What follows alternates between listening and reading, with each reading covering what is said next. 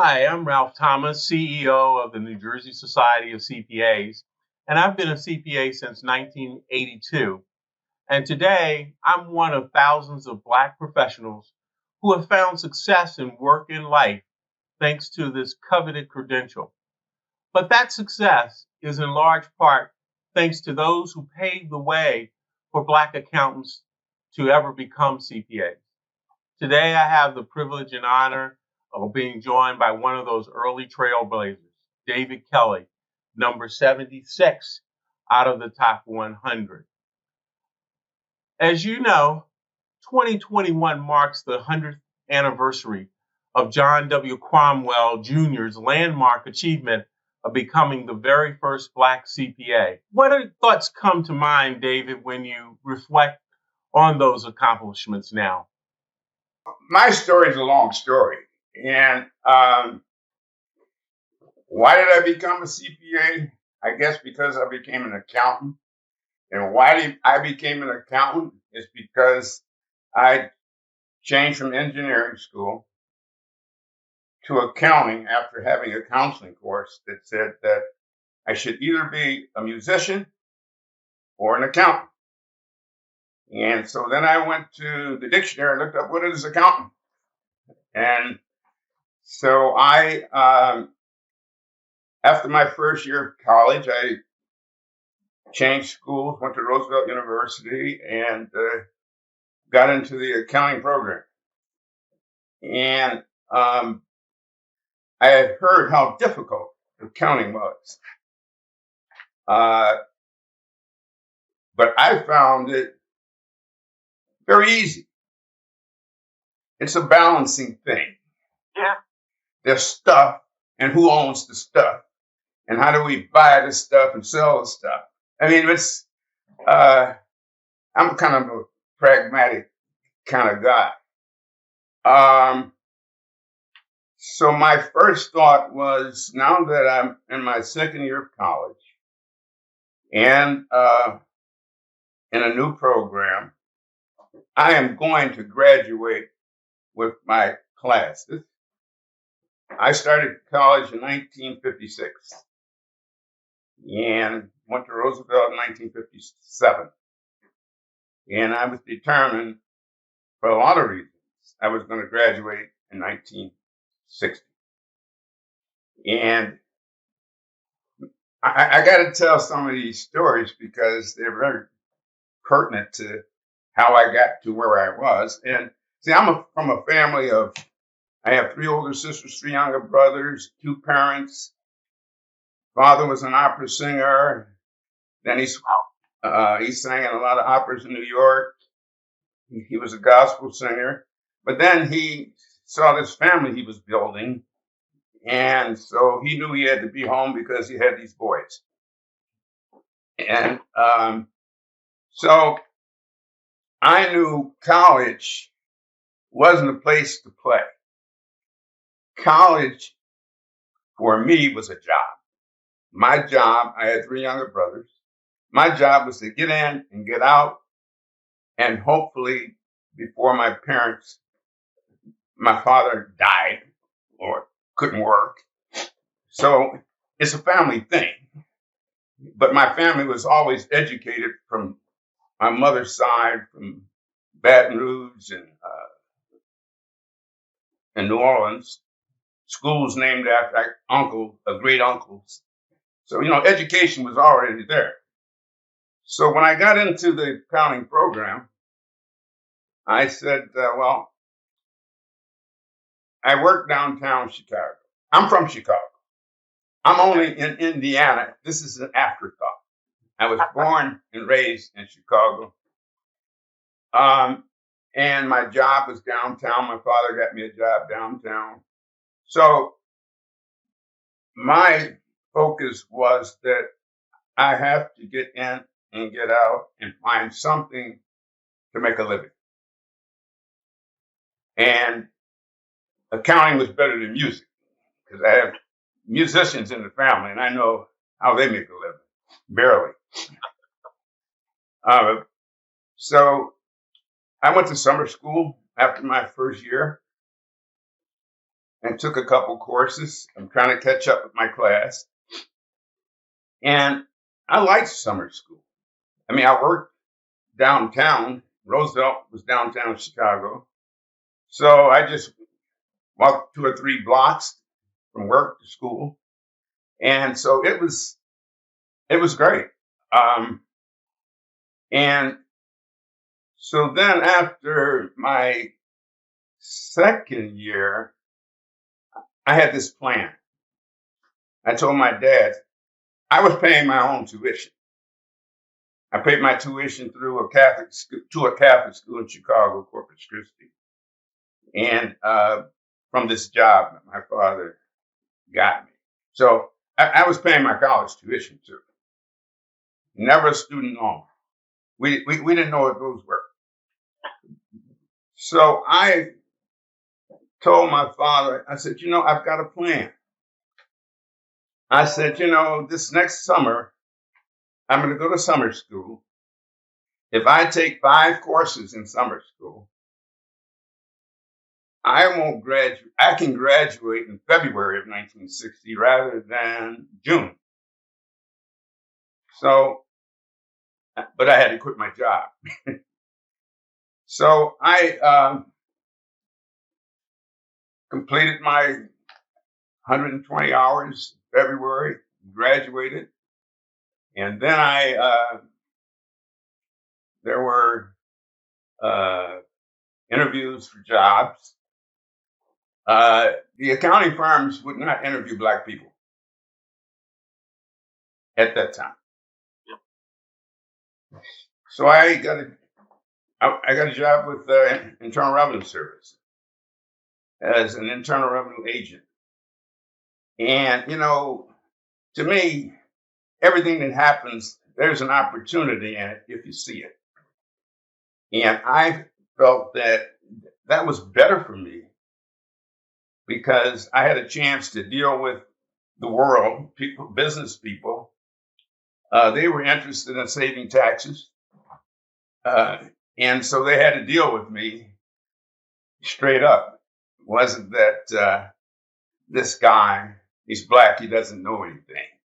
So I took the CPA review in September 1960. And my friends at Internal Revenue Service said, "What are you doing?" I said, "I'm going to take the exam." He says, "You don't have enough experience. You're too young. You're just out of school."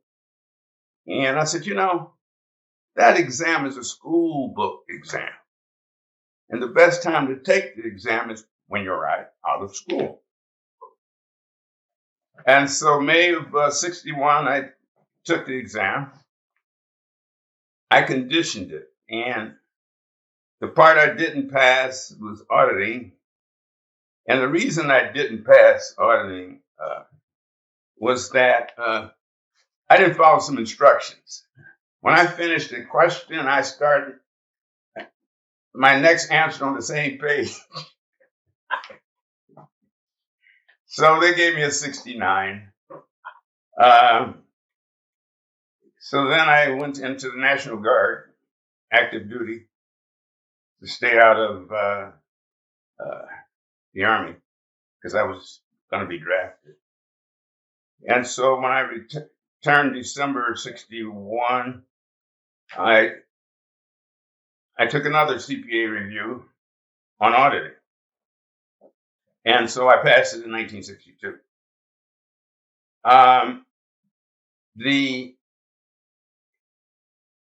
I knew what I knew. And there wasn't much I didn't think I knew. I've always had this kind of confidence, and a lot of it, well, it's from my father. My mother and father were very smart people.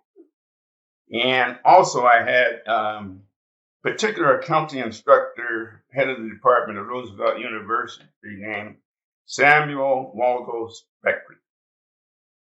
Professor Spectry, his approach, if you took one of his class, this stuff is easy. It's the first thing he would tell you. Now let's walk through it. And so it always gave me a mindset This stuff is easy if you do your work. So that's how I got into accounting because of a counseling course, and I zipped through it, and I had a lot of support from the faculty at Roosevelt University and support at home. And it was that all my engineering hours were transferable, so I didn't lose an hour. And I used those as electives, my engineering, math, chemistry. So I got through college in 3.5 years. That's a great story. In fact, it kind of reminds me of my pathway. I actually was going to be started out wanting to be an electrical engineer, going to Lehigh University. And because my brother was an engineer, he went to Howard University. And like you and your family, I'm the youngest in my family, and my parents were all about education, and getting, because education was the way to really have an opportunity. So they made sure that we did that. And like you, I ended up finishing in 3.5 years because I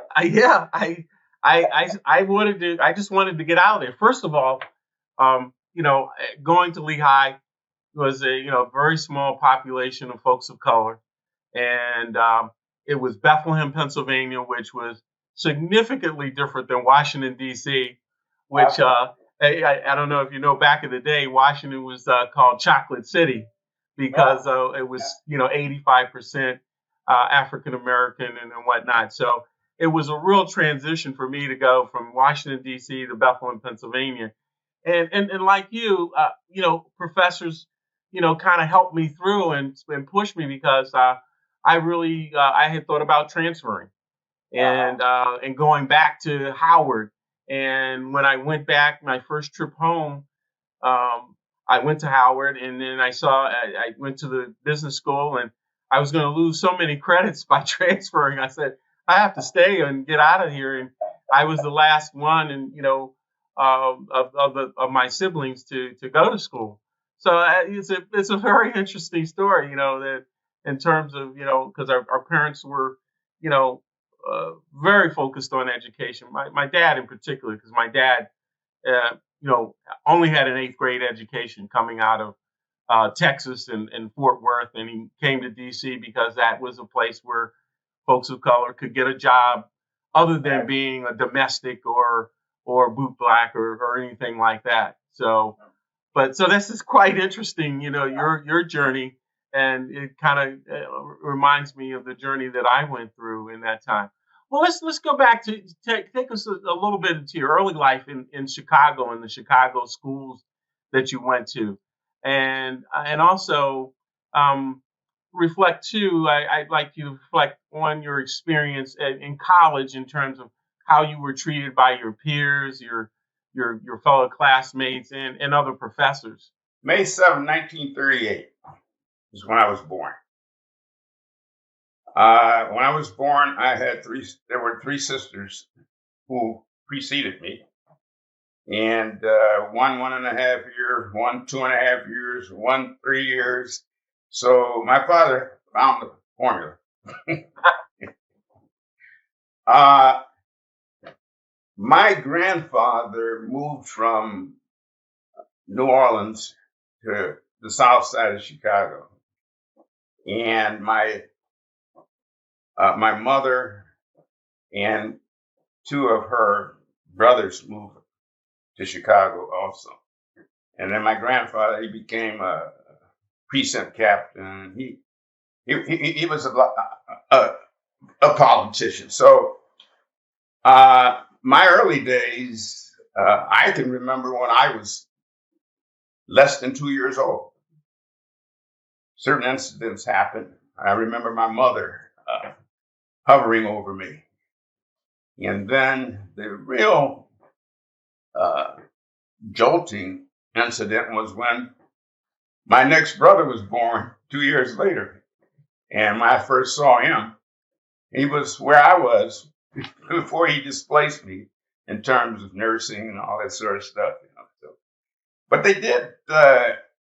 Aunts and uncles, they said, David is quiet. He sits in that high chair and he looks around and he listens. I remember them saying that when I was very, very young. So I was a quiet listener.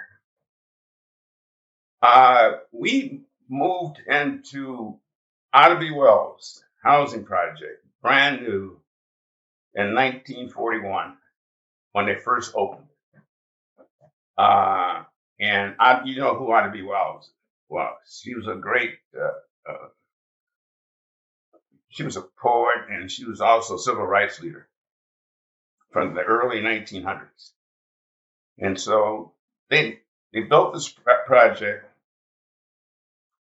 predominantly Black people, and it was one of the best things in Chicago as far as housing.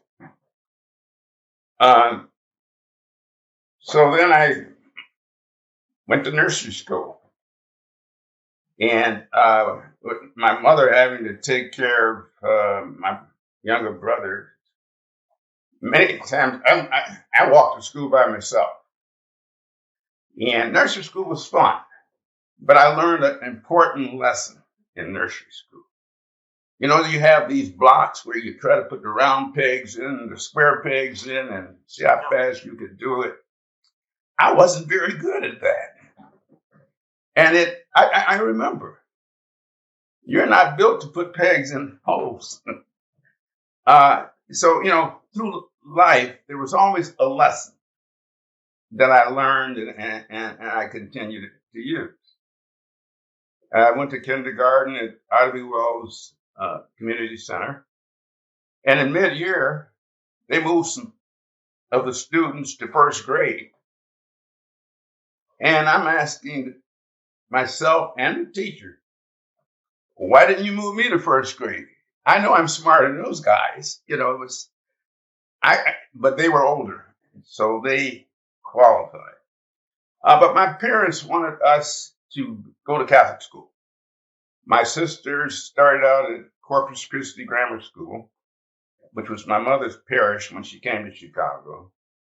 And I went to first and second grade at Corpus Christi. Then my parents figured they could not send 7 children to parochial school. So they made a decision that the most at-risk people in our family are the boys. So we will send them to parochial school. And my sisters had to transfer to the public school system. And when they hit the public school system, they were so far ahead of their grade group that they got double promotions in grades. And my youngest sister, I'll just throw this in, she became a principal in the Chicago public school system. So I just know that at Holy Angels, I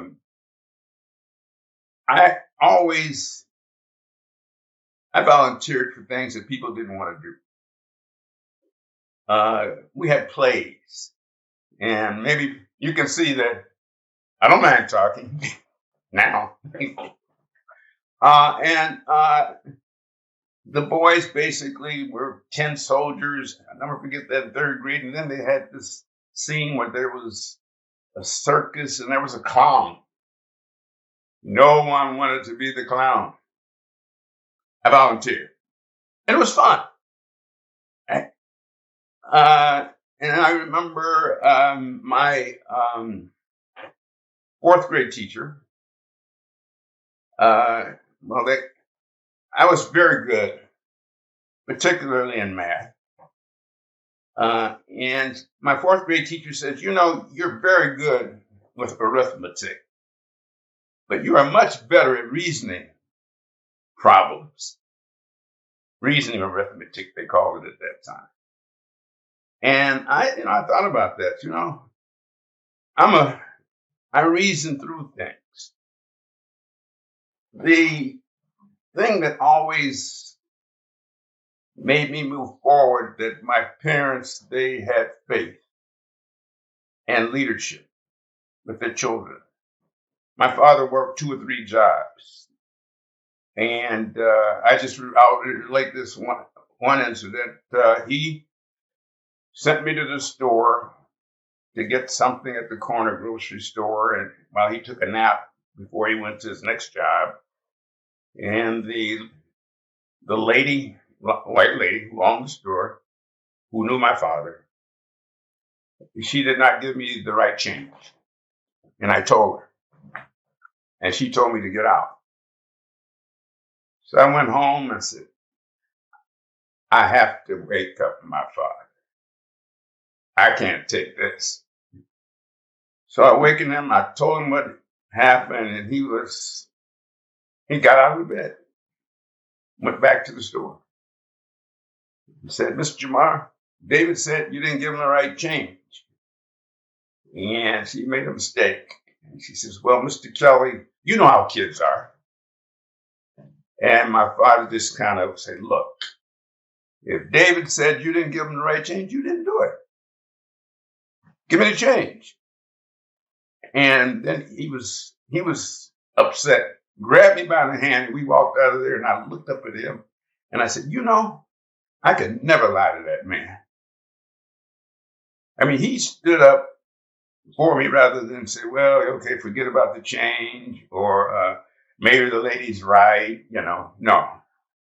In fact, my father put me in charge of the household, making sure my older sisters were in the house at the right time while he worked. And me being, all of them could probably throw me out the window.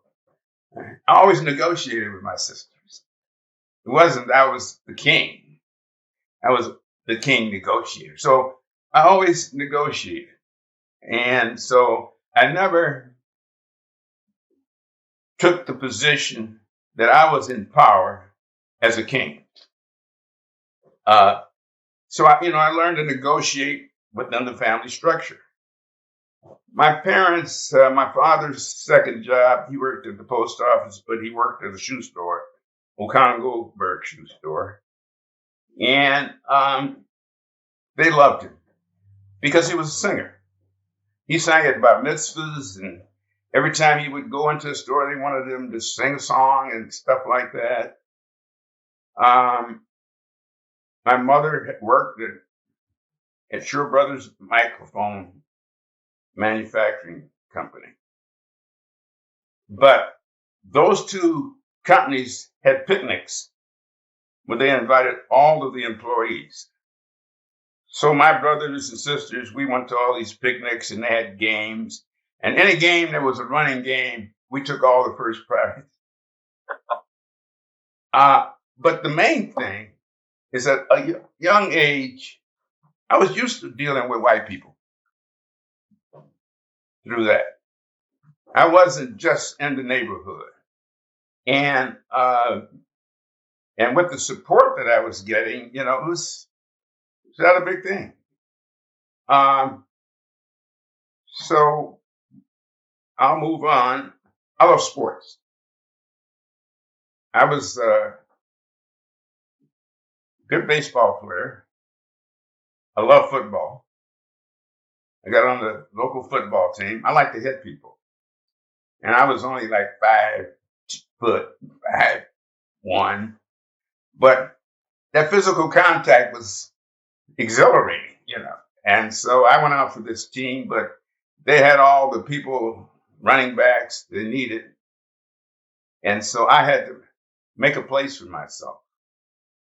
And so I learned my strategy was get to practice early, because there were certain drills that they ran that nobody wanted to run.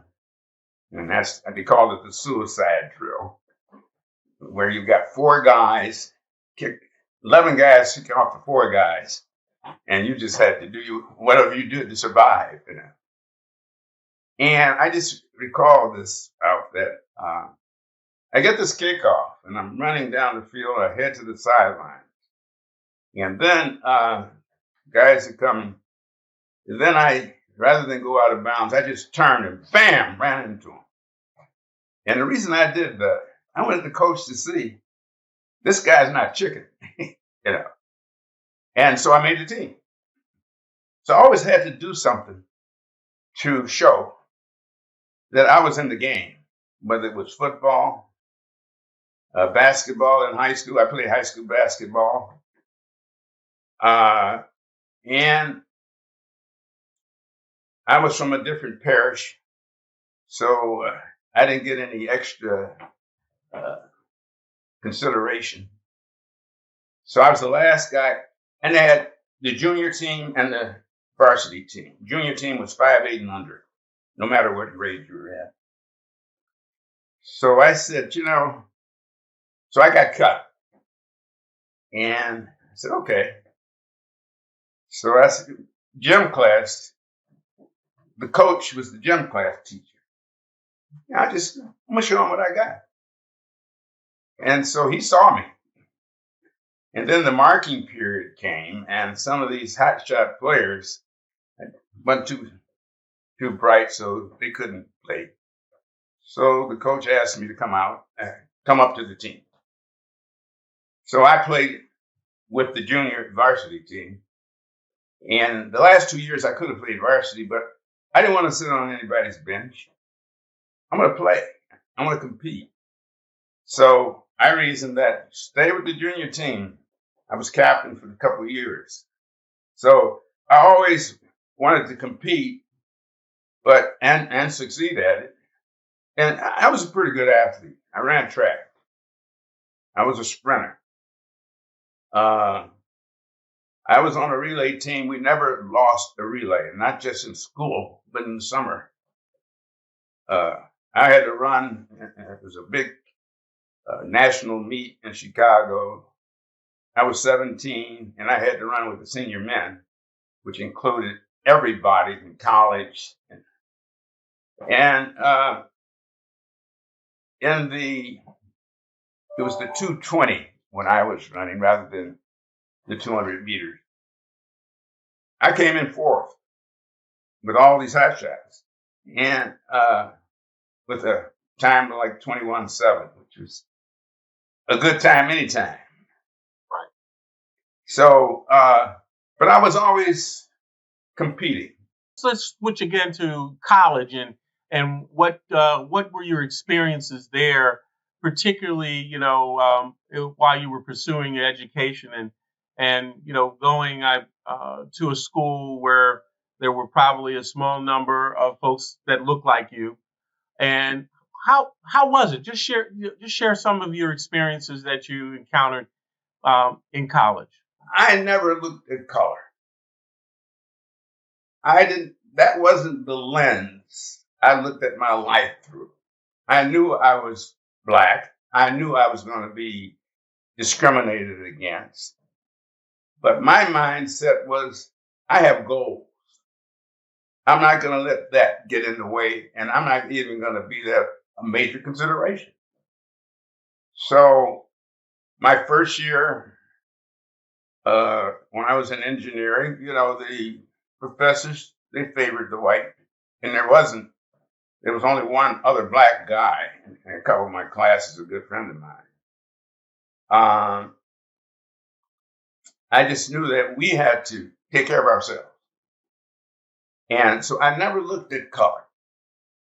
When I got into the accounting program, I always said, let your actions speak for you. And therefore, I sat near the back of the room in these accounting classes. And then they would give out the grades, and somebody got this grade, and Kelly, who's Kelly? I was always at the top. They didn't even know who I was.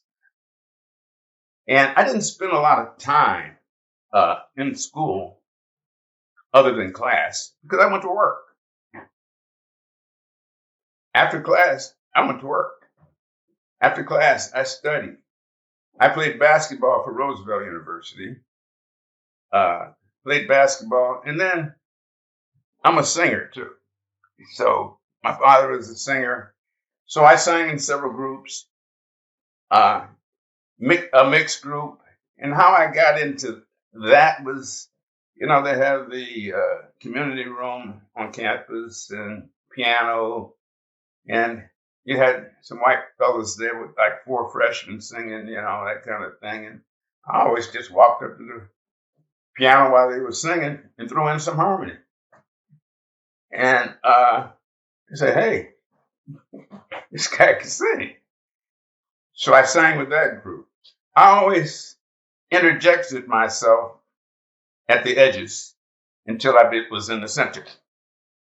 So to answer your question, I didn't feel the discrimination, even though I know it was there, because I didn't look for it. If you understand what I'm saying. Sure, absolutely. Yeah. Now, while I was in college, I did have this job. I have to tell you this story because it's central to my life. I was a stock boy at O'Connor Goldberg shoe store. One of my brothers, he worked there too. The manager of the store loved me. It was the central corporate headquarters. They had a buyer who, I know he didn't like me, but I just did my job. One Saturday morning, he walks up. I'm doing a job that I did for the manager this Saturday morning. And he said, I have a shoe that I need to get over to another one of our stores downtown Chicago. I jumped up. I said, we'll get it over there right away. So I go into the stock room. There's my brother and 2 other guys sitting around doing nothing. And I said, Mr. Rosen would like to get the shoe over to that store. Will one of you take it? And all of them said, yeah, we'll take it. Now, the buyer followed me into the stock room. And I said, well, he says, no, I want you to take it. That's what he told me. And I said, Mr. Rosen, I'm doing this job that I do for the manager. He says, I don't care. I want you to take it. And I said, Mr. Rosen, it sounds like you don't really want to get that shoe over to that store. I think you're trying to harass me. This is verbatim. And if that's what you're trying to do, I'm not going to take it. So he's red now. He turns and runs out to the general manager's office. They love my father now. My father ran the mail order. So the general manager called me up and said into his office and said, David, I understand you don't want to do your job. I said, Mr. Round, do you want to hear my side of the story? He said, no. If you don't want to do your job, we can't use you around here. I didn't say another word to him.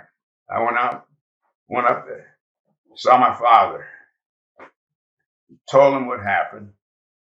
And this is my father's job, my brother's job. So my father, in his wisdom, just told me, David, do what you think is right. I didn't say another word to him. I walked out. I went down, went to the cashier. I quit, gave me my earnings for the week, and I left. When the manager hears about this, he's unhappy.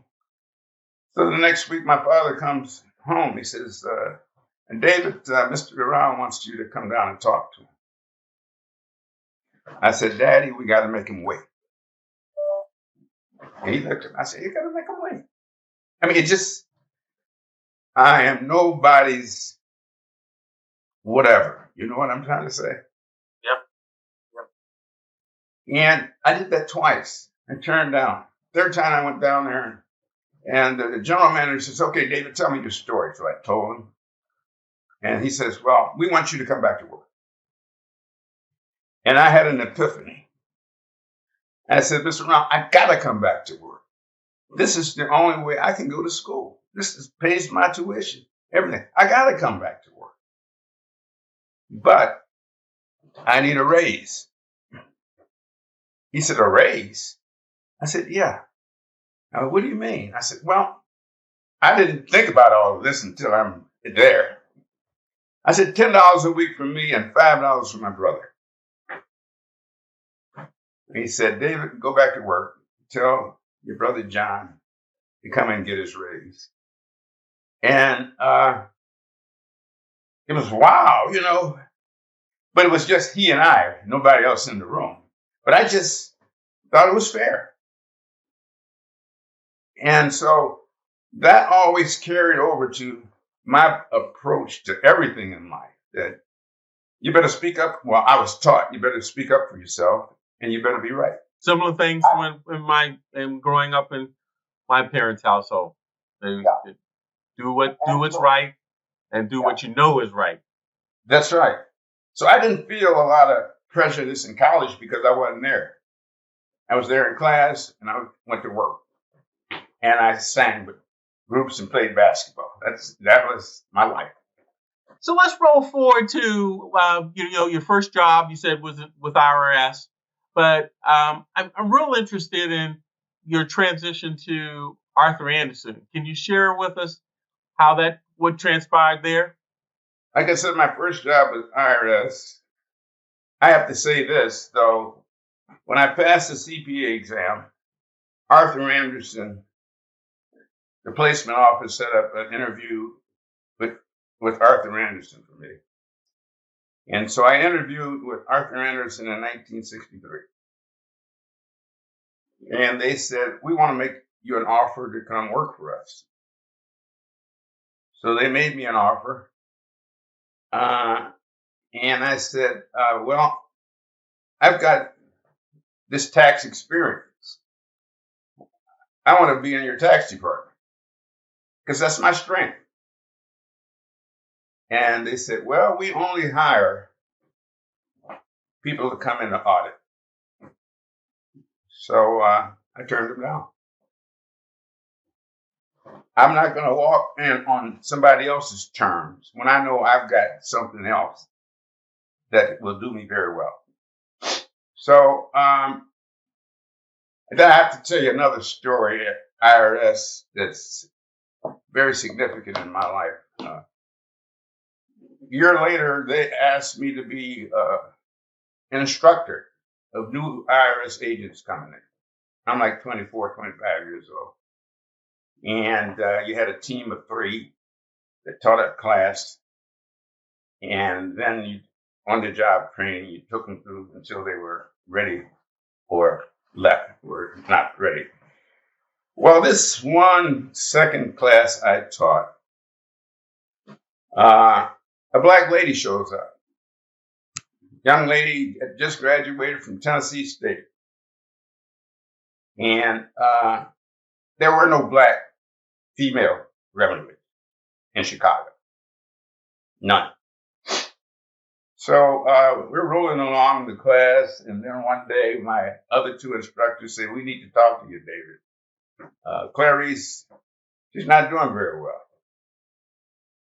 We think we should let her go. What do you think? I said, let me see her grades. I looked at her grades.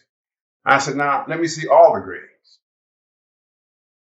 So I looked at her grades versus 3 or 4 other people, white men. They were about the same. So I said, fellas, you're right.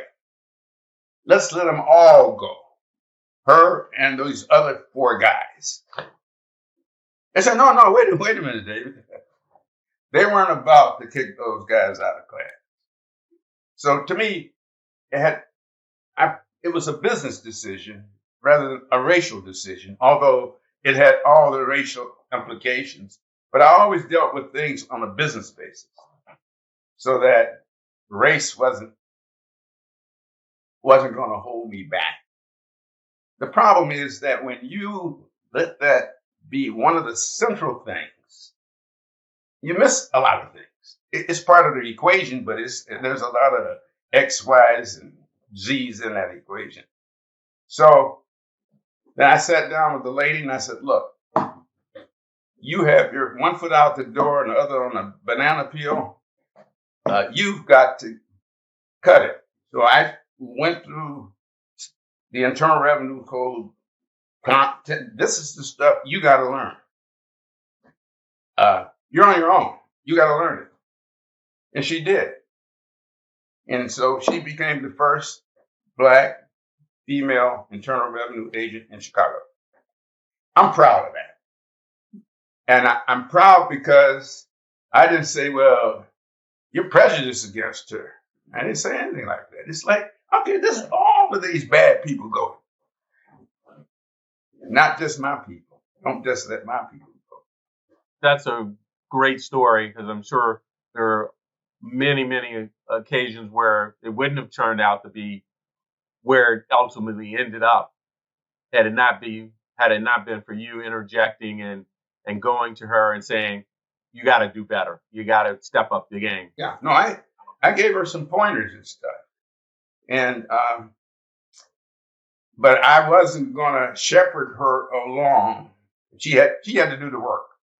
So now let's go roll forward to Arthur Anderson, and you started there, and some of your early experiences in the firm, because I want to see if they match some of the experiences I had when I went into public accounting.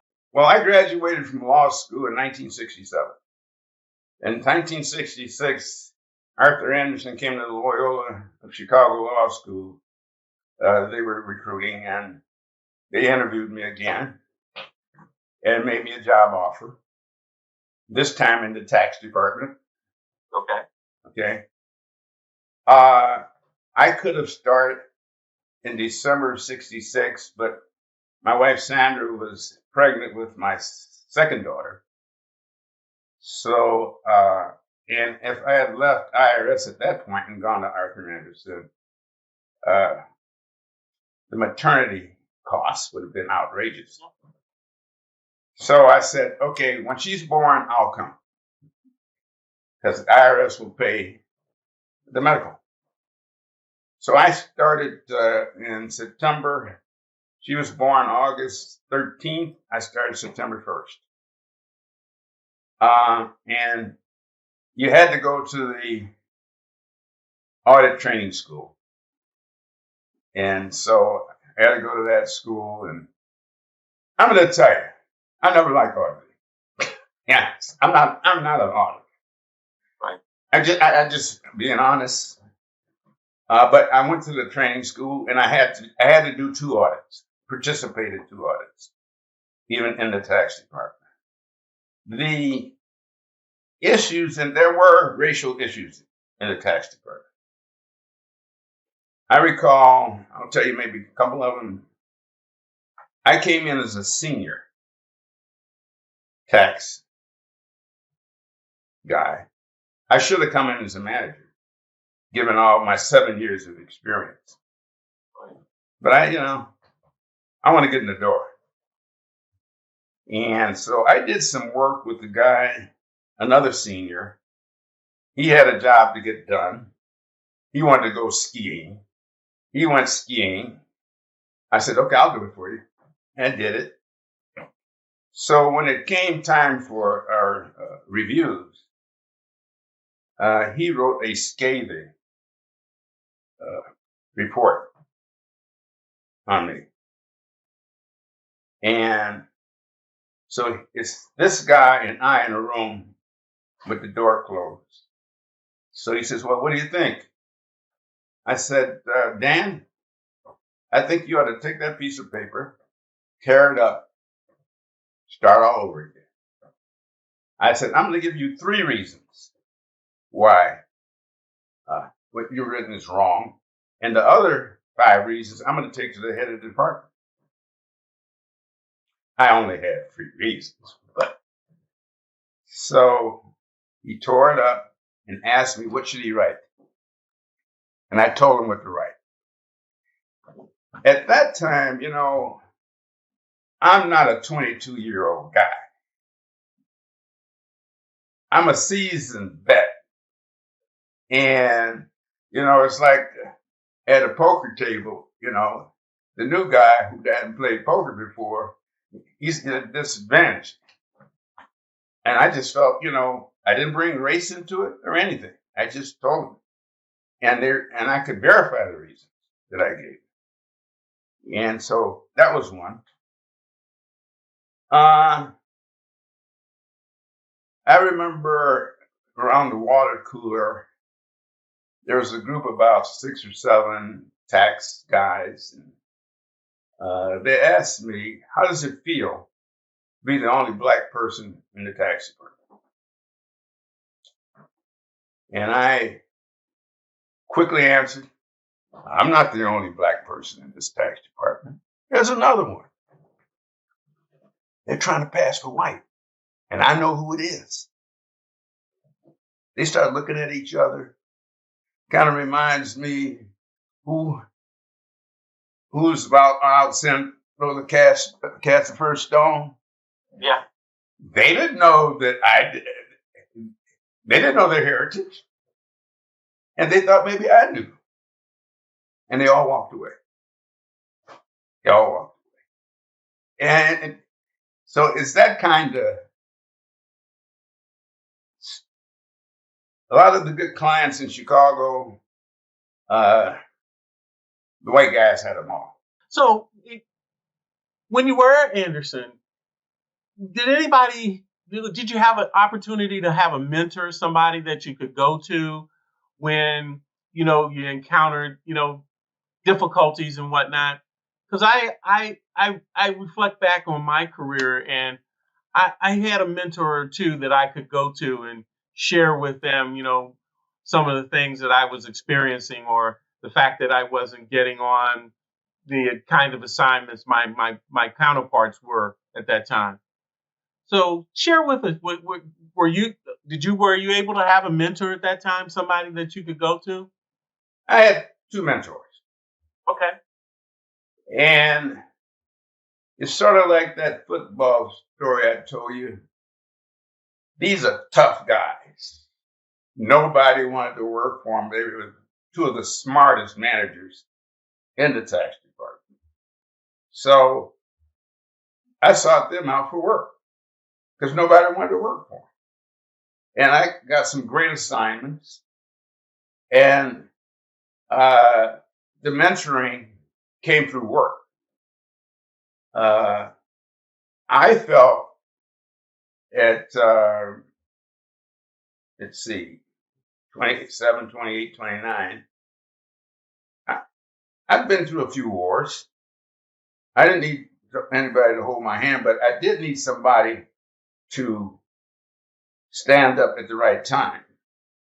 And also, another key to my success is that I was a lawyer too.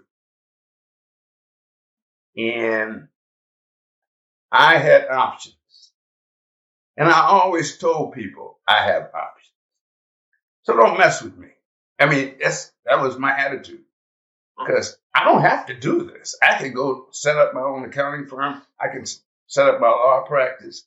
I can go somewhere else. So I'm not a person that really depends on you for my livelihood. And I let them know in certain ways. So I didn't get a lot of stuff that other people got. And interestingly enough, when I was a manager, and this is probably a seminal story of me becoming a partner. The Chicago office managing partner in the tax division was retiring. So they were bringing a guy up from New Orleans to be head of the tax department. So I got called into a meeting with 3 or 4 partners, letting me know ahead of time that they're bringing this guy's coming up here, and he's going to be the chief. Do you have any problem with that? I mean, they're asking me as a manager. And I said, well, people from the South have never done anything bad to me personally. I worry about the people here. And I don't have a problem. So I let them know that I'm watching you guys. And so when this guy came up, I was offered a job at Xerox. And that was a new tax law came out. I interviewed with them, went to Rochester. I told them that they needed to set up this international sales company. There were a lot of tax benefits. So Xerox said, well, we want to hire you to come out here and set it up, and you'd be president of this company. And now I got 4 kids. And I looked at the offer, the monetary wasn't enough to pick up my family and move from where everybody's comfortable.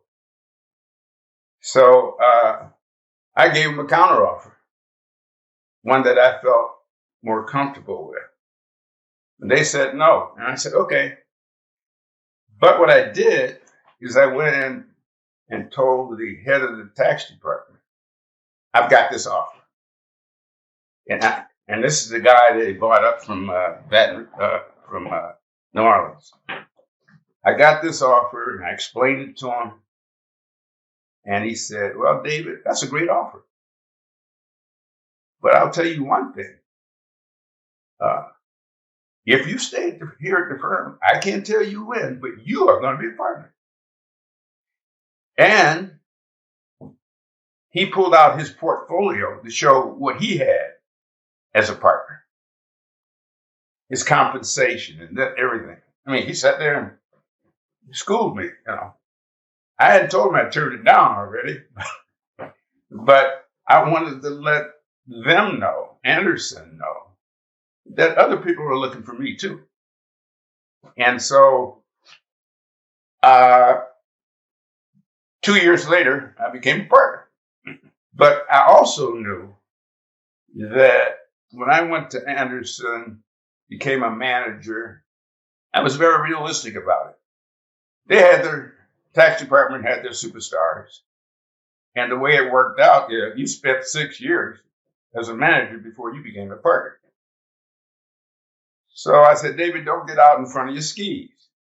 I know I could be a partner in 4 years. I got clients, I do the work, but politically, that's not going to happen. So slow down just a little bit. Put your expectations in with the political system that you're working in so that you don't burn yourself out or get angry about something that you have no control over. So I put my skis on this glide plan for 6 years. And it happened. So a lot of things,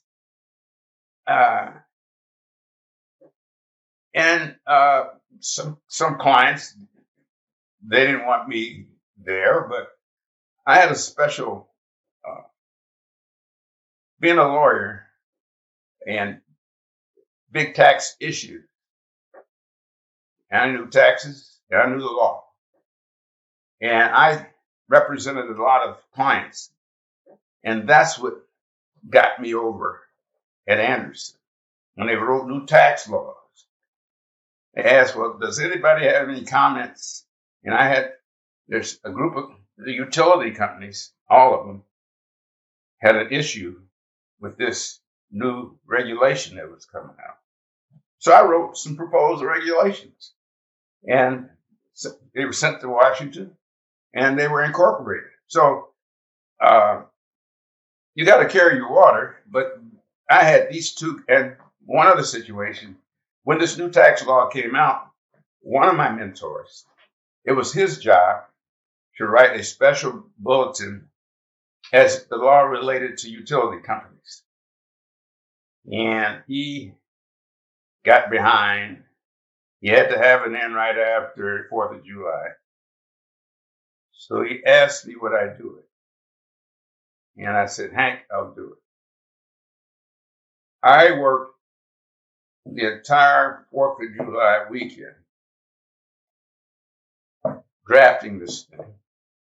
Then I added something that wasn't in previous drafts. So he was very impressed. He says, "Well, David, why did you do this? You didn't have to." I said, "I did have to. I want to let you guys know I'm serious."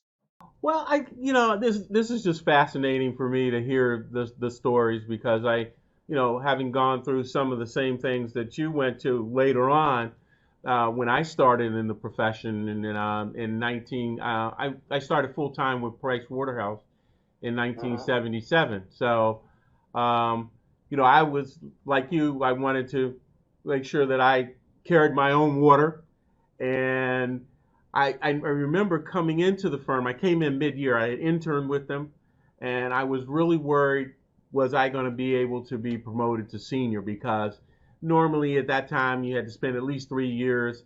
It was 2.5 for me, and quite honestly, none of the folks of color in that office had made senior before 4 years.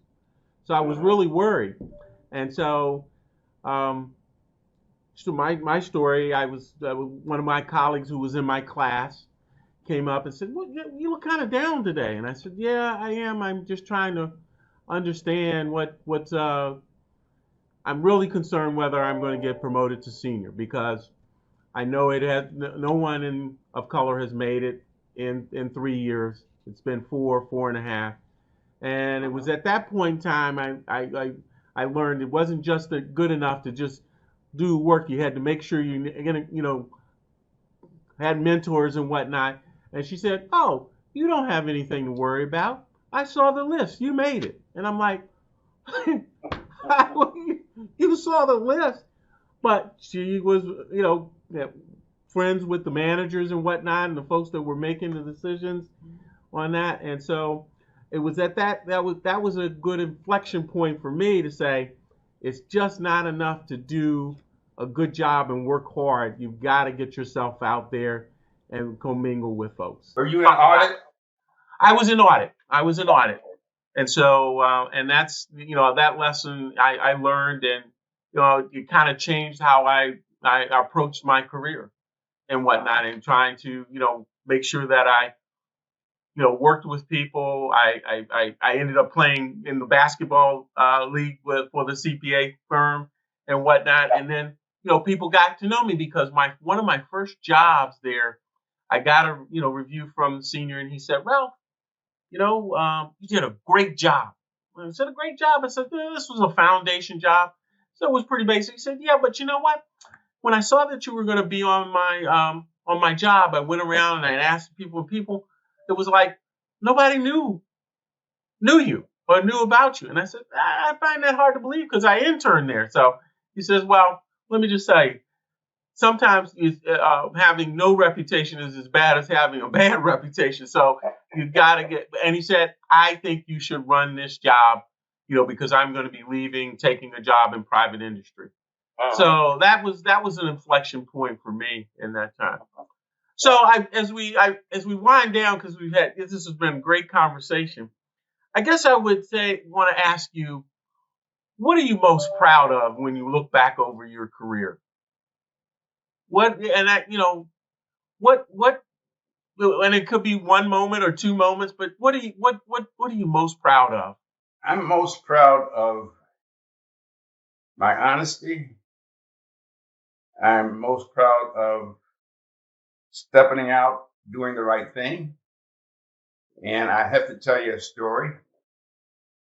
Uh, I'm a partner at Arthur Anderson. AT&T and MCI had the antitrust suit,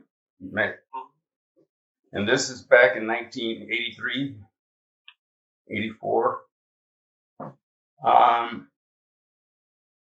We were doing the litigation support. Anderson was doing the litigation support work for AT&T. And we had an audit partner in Chicago who was going to testify. We had a number of tax people who were looking at the tax implications of any recovery under the antitrust. And These guys couldn't figure anything out in terms of a defense on the tax issue. So, as it is, when the going gets tough, they turn to us, you and me. And I always said that not coming up directly through the system, we have a different perspective on everything. Naturally, we have a different perspective. So they turned over looking at the tax issue to me. I got a group of like 6 people together, and we analyzed all of the numbers, and the numbers ran from 1973 to 1993. MCI said that they had lost profits of, I want to say 139 million at that point. And then they wanted to treble it for antitrust violation. So they asked me to look at it. And then they also asked me to be the tax witness for AT&T. And they wanted a diverse group of witnesses because it's a jury trial. And it was going to be a diverse jury. You know, so I'm in bed one night, Ralph, and I had these numbers analyzed about 15 different ways by my group, and I was looking at it, and I said to myself, if I were preparing or representing MCI, how would I treat this settlement? And then I looked at the numbers again that there were no lost profits prior to the date of trial. All the so-called lost profits were projections of future profits from 83 to 95. And so I said to myself, if I were filing a tax return, what would I do? And I said to myself, there are no lost profits. There's lost opportunity to make profits. And at that time, those lost opportunities were considered goodwill. Goodwill is a capital asset. Therefore, as I recovered being MCI, I would treat it as capital gains and not ordinary income. At that time, the capital gain rate was 25 and the ordinary income was 48%. So I go to my mentors. I mean, we're fellow partners. And I ran my theory past this one guy. He said, hey, you got a good point there. And this is in-house. So then I take it to the litigation support team, which I was a part of. And I said, I have this theory that they don't need all this money as taxes. That there is no lost profits. There's lost opportunity, goodwill. Now, these guys, auditors, they said, well, I don't know. We're testifying something different. So I don't think, we ought to bring that up. This is my partners. And so then we meet with the lawyers for AT&T. And the first thing I said, I got this theory. And I spelled it out to them. The lawyers took it to their tax experts in the firm, which is Sidley in Austin, was a big firm in Chicago. A week later, they said, he's right. And I testified, actually on my birthday, that they didn't need all of these. I was deposed and testified. And so MCI got nothing for taxes.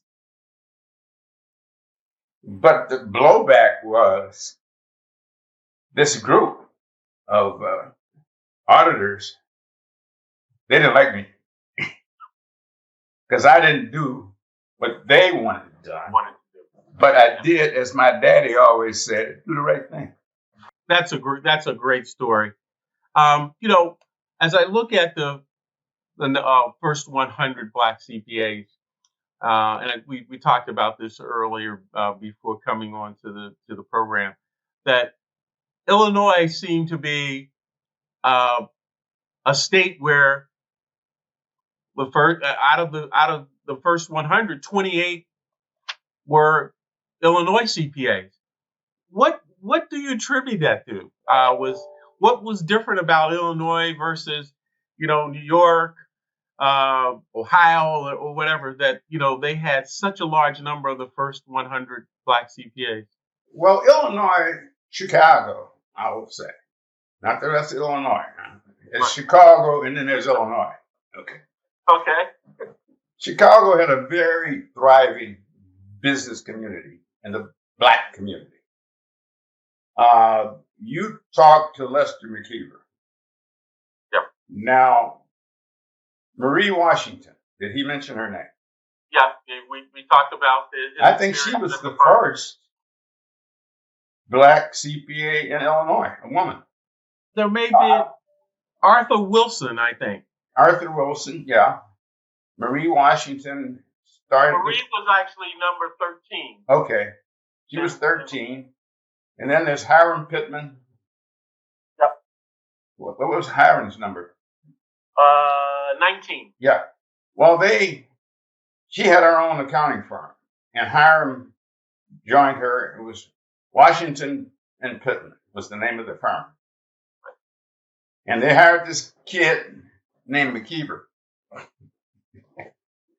And I remember, as I was working at IRS, visiting the firm, and I met Lester running around doing all the things that junior accountants do at CPA firms.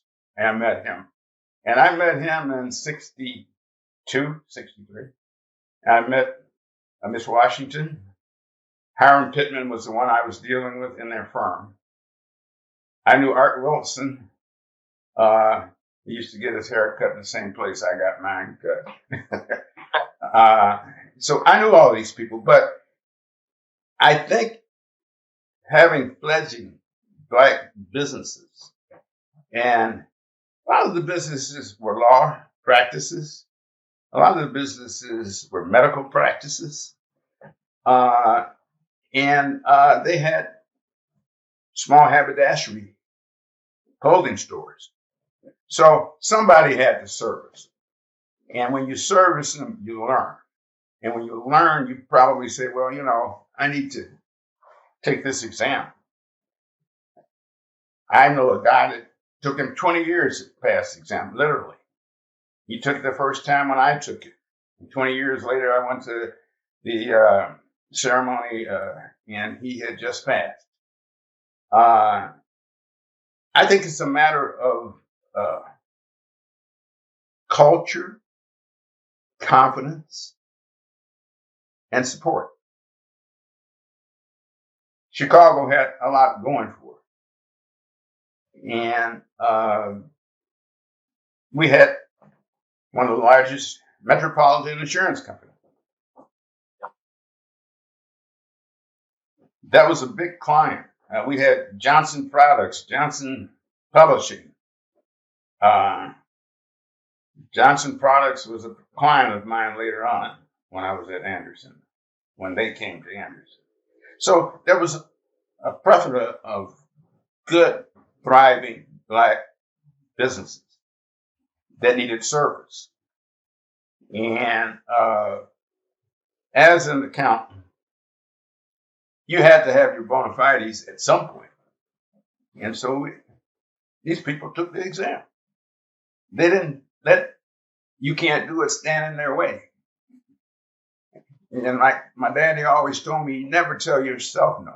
There's a lot of other people out there that could fill that spot telling you no, but you don't tell yourself. So I think because of the culture in Chicago, business, social. The Sigma Pi Phi, the Boule. Yeah.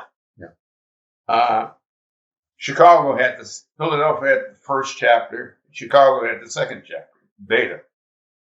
I belonged to that chapter for a while. I mean, I was president of that chapter, but there was a large group of, I'm not going to say intellectual, but accomplished people in Chicago. And therefore, you needed to have more engineers. You could even have architects.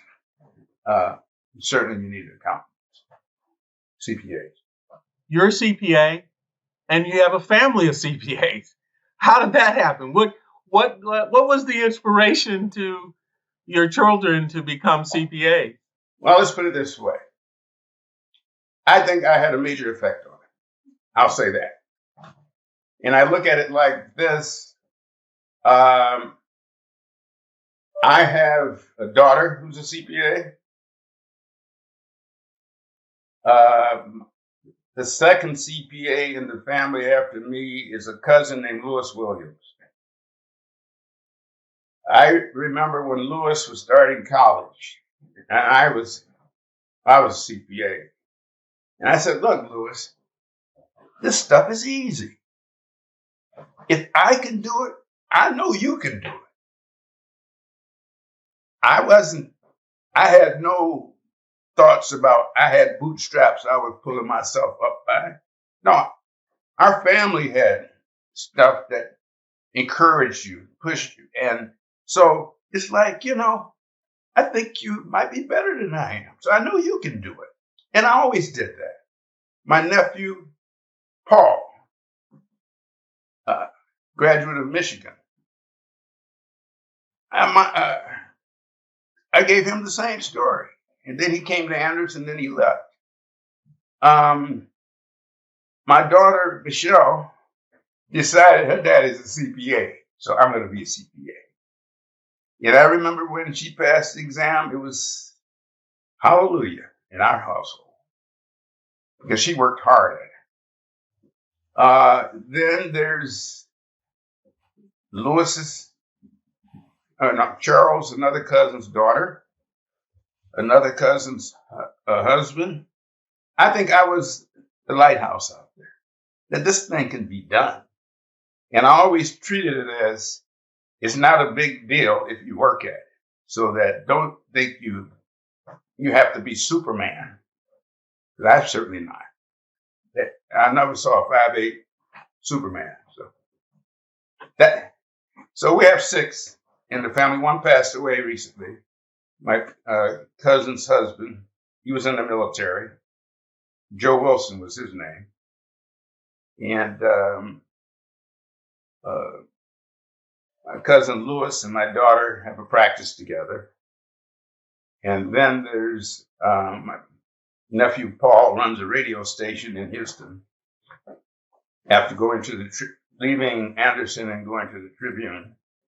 So the point is that you've got to give them encouragement. You've got to tell them, give them confidence. Help them develop their confidence. And when you look at it, I like to joke around. I'm not, make it easy. Like my accounting instructor, head of the department said, this stuff's easy. And it go a long way. It helped us have those 6 CPAs.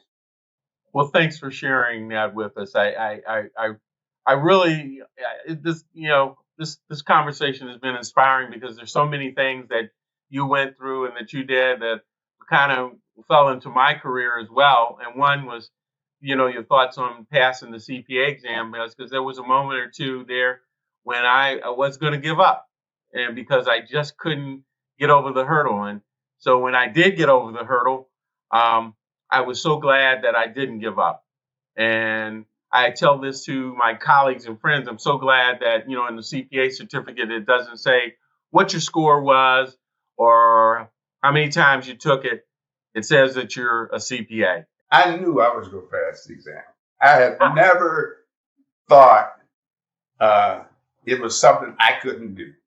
My confidence, in fact, there was this guy I said 20 years later, my father would take me down to the exam so I'd be on time.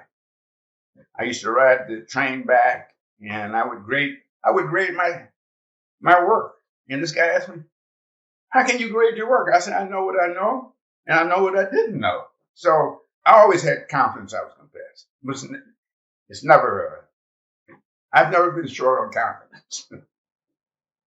Well, David, this has been great. I guess I have maybe two other questions I want to ask you. What advice would you have for Black accounting students and professionals trying to progress in today's environment? I would say you do not limit yourself to accounting. I think the future of, I'll call it financial professionals, is not, you're not there to keep books. The computer keeps the books. You're there to give advice. So I think you need to be a good counselor and you need to use business knowledge.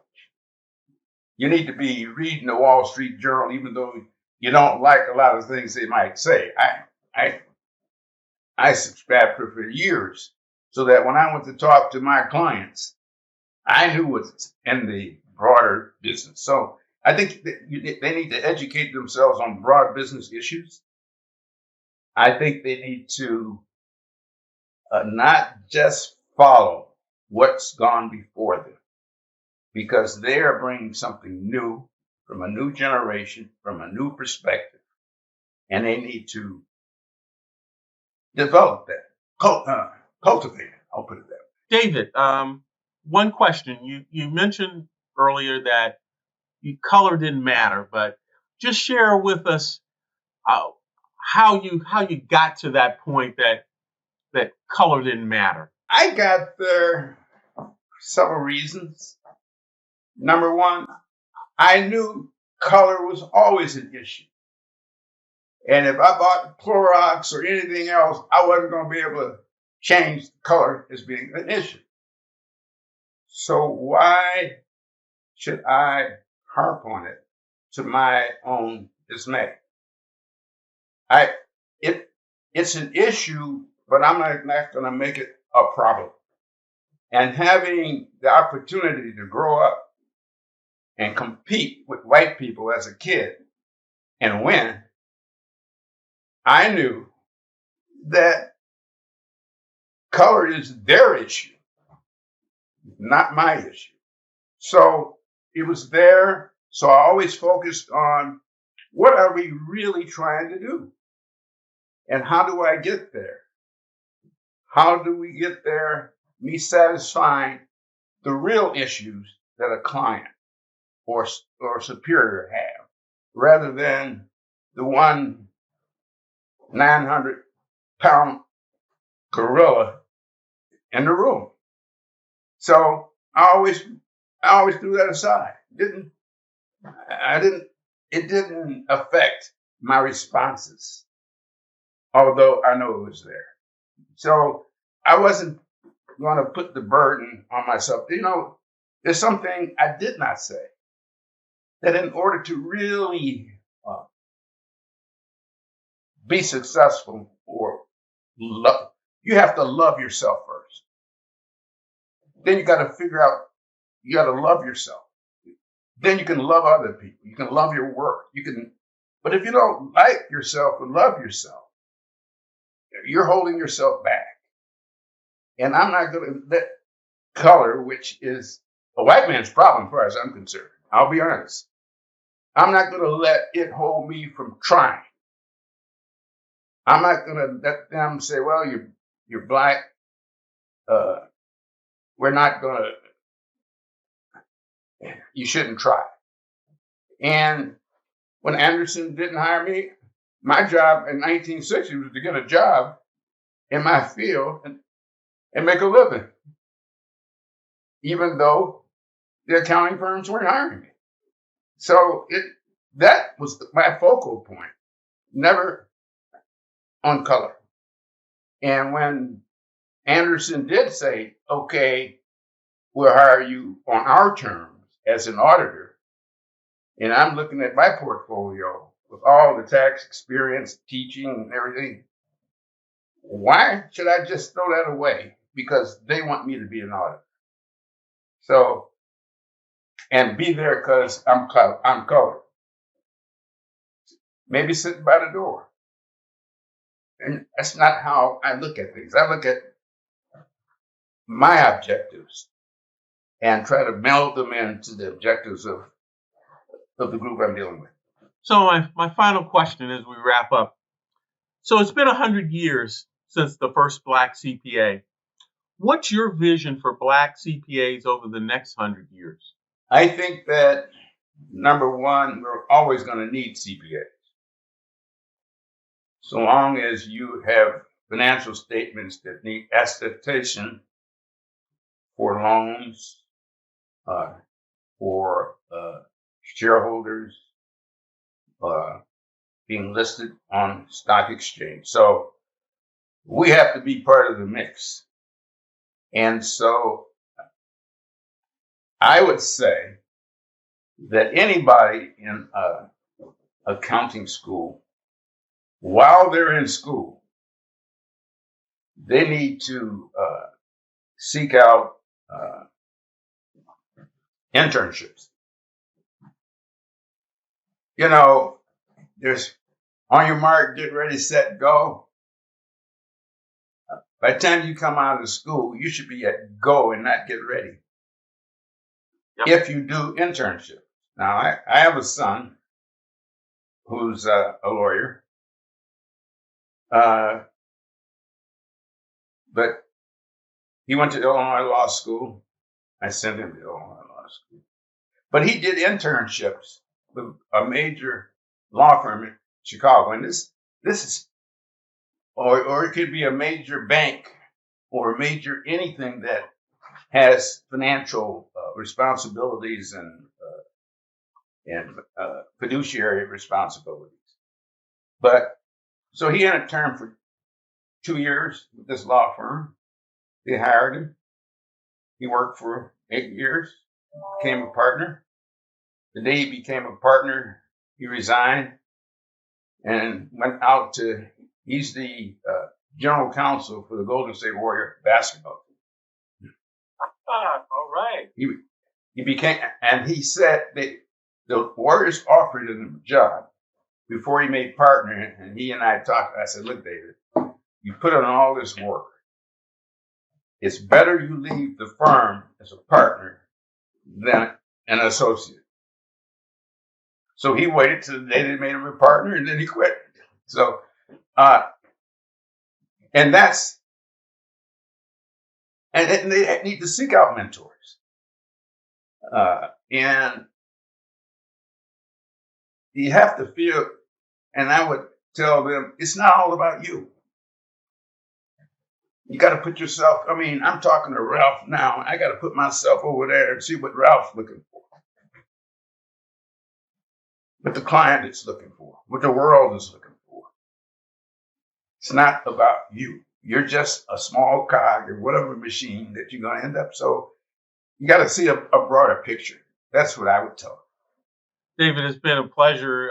Any final thoughts or that you would like to leave with us before we close out? I retired from Anderson in 1992. I was sort of pushed a little bit. I was a partner for 16 years. And I went to work for the parent company of Northern Indiana Public Service Company, strategic planning, tax counsel. And then they bought a water company and I became president of the Indianapolis Water Company. But you have to stand up for yourself You have to have empathy, but you have to know how to stand up for yourself in the right way. And like my daddy always said, it's not what you do, it's how you do it. And so I had the guy who was the senior vice president, chief financial officer at the holding company, and I was vice president of the holding company also. So he came down to Indianapolis. I met him halfway. He said he wanted me to fire the controller. We were in the middle of changing an accounting system. And I said, Steve, can't fire him. We're in the middle of this change. He's the only one that knows both systems.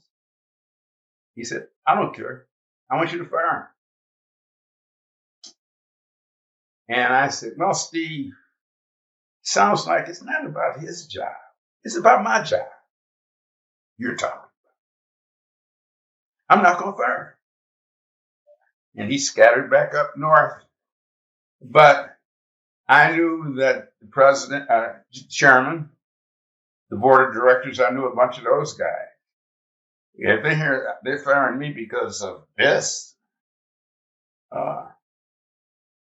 he was going to have a problem. So you have to know when to turn the screws. It's about my job, not his. And so you got to stand up for yourself and stand up for other people. I do a lot of counseling. And my biggest counseling job is that when my brothers and sisters who are of color says, well, I'll be the only black in the room. How does it feel to be the only black in the room? And I would say, if you've got a problem with that, my advice to you is take your hands, put them under the table. Do you see anybody black? No. Go on and do your thing. So you have to have confidence that color is not the deal, even though it's part of the equation. It's not going to be, you're not going to put yourself down. That's what I would say. Well, David, it has been wonderful to have this conversation and discussion with you. And I want to thank you so very much for sharing your story today. I'm sure your accomplishments and experiences will continue to inspire and motivate the future generations of Black CPAs in accounting. So thank you so much for taking the time to share your story with us. And more importantly, I'm just honored to have had the opportunity to have this conversation with you and others going forward of the first 100 Black CPAs. So thank you so very much for this is a moment that I will remember because there's so many things that you coming through that I experienced, and I can understand. I really understand, what you went through, and it's just great. So thank you for taking the time to share your story. Well, Ralph, I appreciate it. I could talk another 2 hours because I'm at that age in life that all I can do is mentor and talk. Yeah, I know. Thank you very much.